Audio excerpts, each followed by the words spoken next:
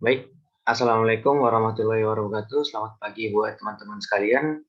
Di sini perkenalkan nama saya Eksodi Parlindungan Manurung, salah satu mahasiswa bimbingan konseling yang saat ini mengikuti mata kuliah pendidikan Pancasila yang diampu oleh Bapak Fazli Rahmat, SPD MPD. Nah, di sini saya menyajikan sebuah rekayasa ide pendidikan Pancasila, yakni yang berkaitan dengan bimbingan konseling, yang berjudul melakukan konseling dengan menanamkan nilai-nilai Pancasila. Dalam pemanfaatannya, RPL bimbingan kelompok yang dimodifikasi dalam kegiatan pembahasan topik yang bertujuan membangun karakter Pancasila. Nah, sebelum itu, saya ingin menjelaskan sebuah latar belakang mengapa rekayasa ide ini saya sajikan sebagai tugas rekayasa ide. Nah, di sini saya jelaskan bahwa konseling berbasis nilai Pancasila dalam rekayasa ide ini berdasarkan pada pemikiran bahwa perubahan sosial budaya dan sebagainya yang sangat cepat dan masif membuat siswa sulit beradaptasi pada saat ini. Nah, ketidakmampuan menyesuaikan diri tersebut, baik tuntutan lingkungan sosial, budaya, keluarga, sekolah, dan masyarakat, maupun kebutuhan individu tersebut, yang menyebabkan siswa melakukan perilaku tidak etis dan tidak etis norma yang bernilai. Nah, sehingga siswa membantu untuk menginternalisasikan bagaimana apakah siswa tersebut memerlukan bimbingan konseling yang membantu untuk menanamkan nilai-nilai Pancasila tersebut sebagai pedoman untuk mengatasi bimbingan konseling yang berakar pada pembangunan karakter membutuhkan konsep teoritis dan empiris yang mampu juga untuk mengintegrasikan nilai-nilai Pancasila ke dalam semua materi dan proses layanan bimbingan konseling untuk memajukan perkembangan peserta didik. Nah, hal tersebutlah yang merupakan latar belakang rekayasa ide ini. Nah, kita masuk ke tujuan rekayasa ide. Jadi, tujuan rekayasa ide ini disajikan bahwa bertujuan untuk memberikan bahan dasar ide yang dapat membantu tercapainya proses pelaksanaan konseling dalam penanaman nilai-nilai Pancasila yang diharapkan. Nah, menciptakan inovasi pelaksanaan konseling yang dapat membantu tercapainya tujuan penanaman nilai-nilai Pancasila. Nah, yang terakhir itu yang menjadi tujuannya adalah memberi pemahaman akan penanganan permasalahan umum yang dihadapi dalam permasalahan penanaman nilai Pancasila. Nah, untuk manfaat rekayasa ide yang disajikan ini adalah yang pertama bertambahnya kemampuan menganalisis permasalahan. Nah, yang kedua terciptanya proses pendidikan konseling berlandaskan penanaman nilai-nilai Pancasila. Nah, setelah siap itu bertambahnya pemahaman akan masalah yang dihadapi oleh konselor, terutama dalam bimbingan konseling. Yang selanjutnya adanya bertambahnya kemampuan dalam memberi solusi yang efektif. Nah, kita masuk ke kajian pustaka. Di sini kajian pustakanya kita harus memahami lebih dahulu bagaimana bagaimana sebenarnya pengertian bimbingan konseling. Perlu kita pahami bahwa bimbingan konseling itu merupakan terjemahan dari istilah guidance dan counseling dalam bahasa Inggris. Kata guidance berasal dari kata kerja guide yang mempunyai arti menunjukkan, membimbing, menuntun, ataupun membantu. Nah, menurut pendapat Halen pada tahun 2005, sesuai dengan istilahnya, maka bimbingan dapat diartikan secara umum sebagai bantuan dan tuntunan, namun tidak semua bantuan dikatakan bimbingan. Nah, sedangkan pengertian konseling berasal dari bahasa Latin yaitu consilium yang berarti dengan atau bersama yang dirangkai dengan menerima atau memahami. Sedangkan dalam bahasa Anglo-Saxon, istilah konseling berasal dari selan yang berarti menyerahkan atau menyampaikan. Nah, menurut pendapat Wagito, mengemukakan bahwa konseling adalah bantuan yang diberikan kepada individu dalam memecahkan masalah kehidupannya dengan wawancara, dengan cara-cara yang sesuai dengan keadaan individu yang dihadapi untuk mencapai kesejahteraan hidupnya. Dengan melihat uraian tersebut, kita dapat memahami bahwa bimbingan konseling ini dapat kita pahami bahwa adalah serangkaian kegiatan berupa bantuan yang dilakukan oleh seorang para ahli konseling dengan cara tatap muka, baik secara individu atau beberapa orang dengan memberikan pengetahuan tambahan untuk mengatasi permasalahan yang dialami oleh konseling dengan cara terus-menerus dan sistematis. Nah, selain kita mengetahui bimbingan konseling itu apa, kita harus mengetahui juga bagaimana pengamalan nilai-nilai Pancasila. Nah, kita pahami bahwa Pancasila adalah dasar falsafah negara Indonesia dan ideologi negara kita yang diharapkan menjadi pandangan hidup bangsa Indonesia. Sehingga hal ini Pancasila merupakan dasar pemersatu bangsa Indonesia, lambang persatuan, kesatuan, serta bagian pertahanan bangsa dan negara. Nilai Pancasila pada dasarnya adalah nilai-nilai filsafat yang mendasar yang dijadikan aturan dan dasar dari norma-norma yang berlaku di Indonesia. Pancasila dicetuskan oleh para pendiri bangsa. Dengan adanya Pancasila, Indonesia memiliki dasar dan fondasi dalam bernegara sehingga tidak mudah untuk dipengaruhi dan dijajah bangsa lain. Nah, penjelasan di sini saya akan menjelaskan masalah. Pastinya adanya rekayasa ide ini, pasti adanya masalah yang harus bisa menjadikan nanti menjadi solusi. Nah, penjelasan masalah adalah memahami sikap-sikap dan perilaku tidak sesuai dengan penanaman nilai Pancasila dalam kehidupan sehari-hari. Yang pertama itu dijumpai masalah pada sila pertama tertera ketuhanan yang Maha Esa. Ketika pengamatan, masih banyak sekali masyarakat dan kalangan mahasiswa yang tidak menjalankan kewajiban beribadah sebagai umat beragama. Dan juga banyak juga para masyarakat yang beda agama melarang agama lain untuk beribadah pada hari yang telah ditentukan. Nah, yang kedua, pada sila kedua tertera kemanusiaan yang adil dan beradab.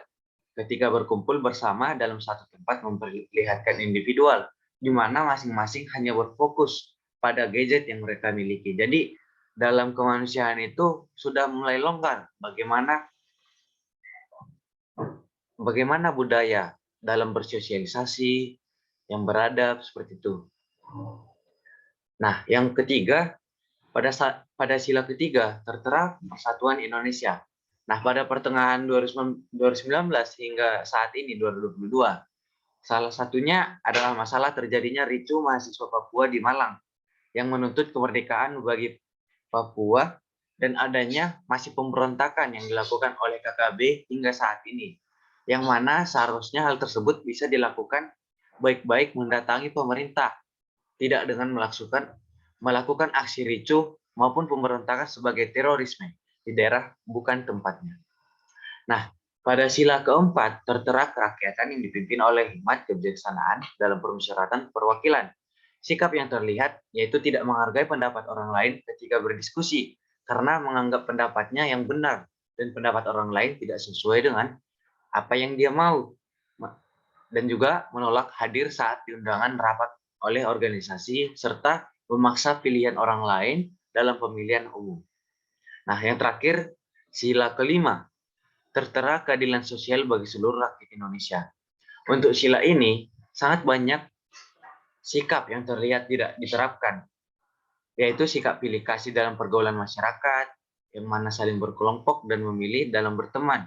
Kemudian rasa gotong royong yang semakin lama memudar, melanggar aturan lalu lintas, kelompok yang merusak fasilitas umum, membuang sampah sembarangan, melakukan tindak korupsi uang, dan tidak mau bekerja sama ketika ada teman membutuhkan bantuan. Nah, kita masuk ke gagasannya.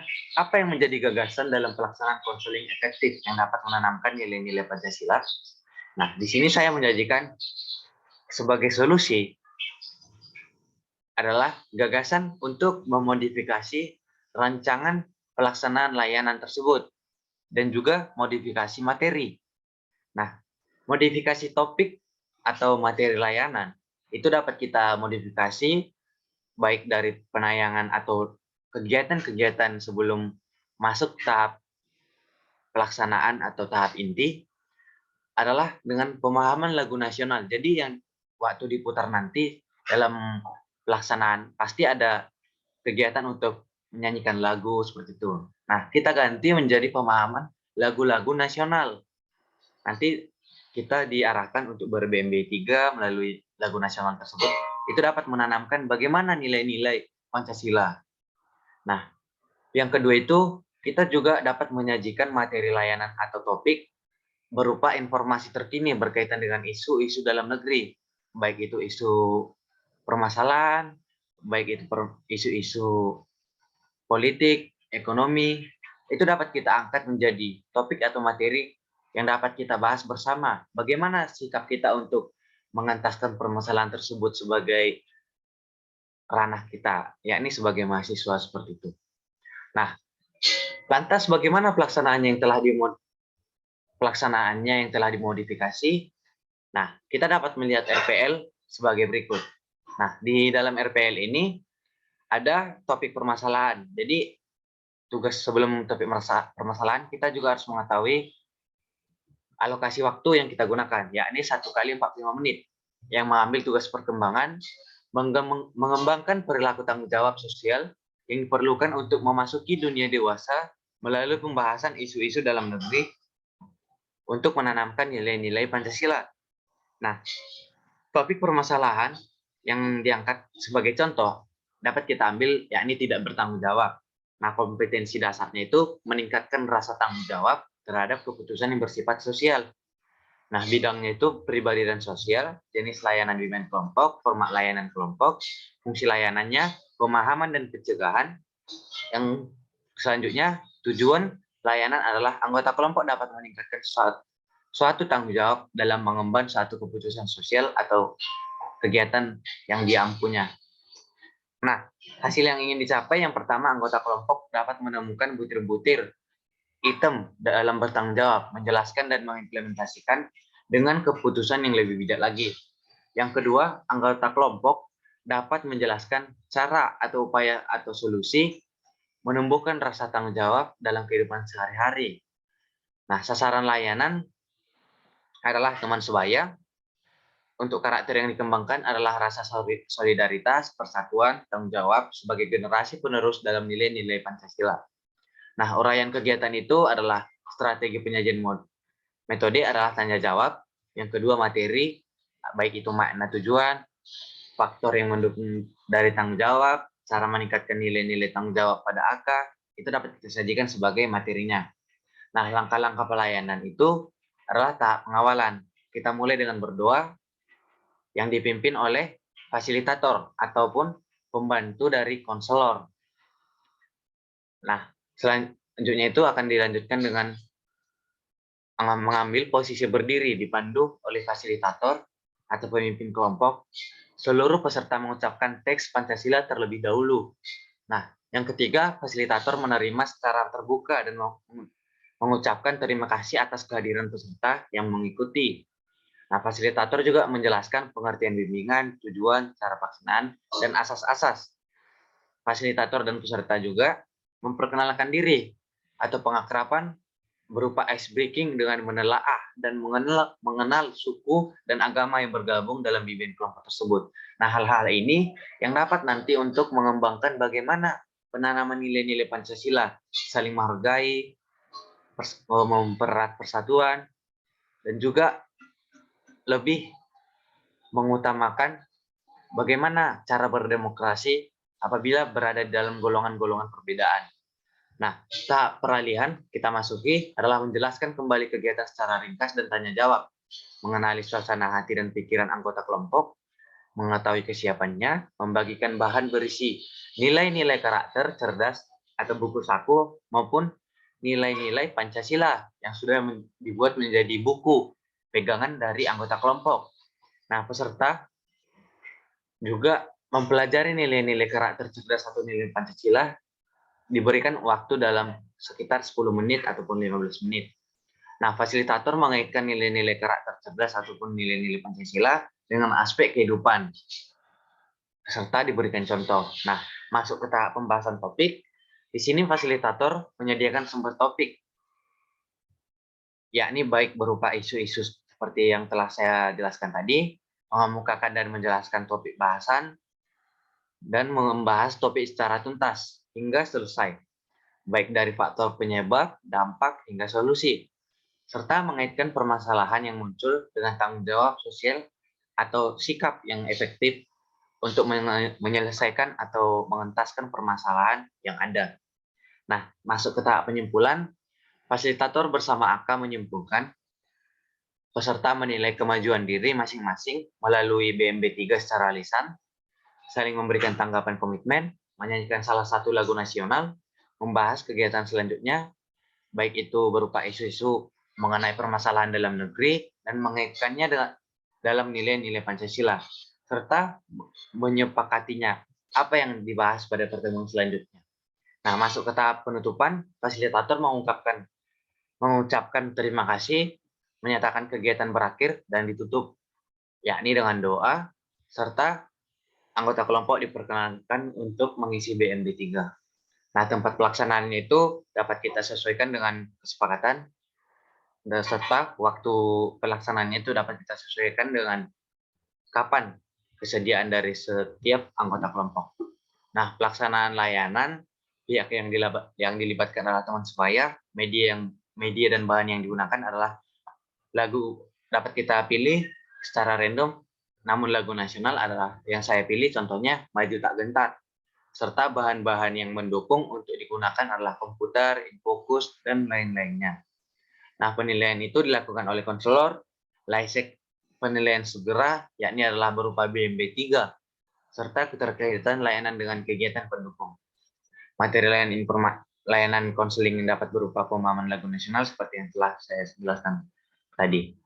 Nah, itulah yang dapat saya jelaskan bagaimana RPL yang telah dimodifikasi sedemikian rupa untuk dapat menanamkan nilai-nilai Pancasila tersebut. Nah, sekian dari presentasi saya mengenai rekayasa ide yang telah saya sajikan. Apabila ada kekurangan dan kesalahan dalam penyampaiannya dan kekurangan dalam materi, saya mohon maaf. Saya pamit dan undur diri. Sekian dan terima kasih. Apabila ada pertanyaan, silakan diberikan di kolom komentar.